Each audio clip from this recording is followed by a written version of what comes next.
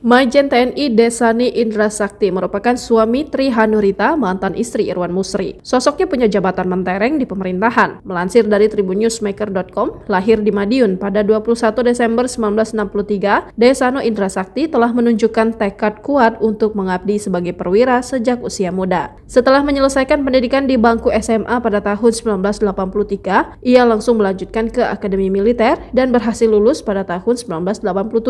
Tak hanya mengandalkan gelar dari Akmil, Desano terus memperdalam ilmu militernya dengan mengikuti berbagai pendidikan lanjutan seperti Susarcap POM 1987, Suslapa 1 POM 1994, Susdan Den POM 1998, Suskoat 2000, Susdasar Para 2002, Sus Intelstrat 2005. Semua pencapaian tersebut menjadi fondasi kokoh dalam karir militernya yang terus menanjak dari tahun ke tahun. Jabatan strategis di lingkungan TNI dan Kementerian Pertahanan, langkah awal karirnya sebagai perwira Angkatan Darat dimulai ketika ia menjabat sebagai Komandan Detasemen Walis Grup A Pas Pampres pada tahun 2000.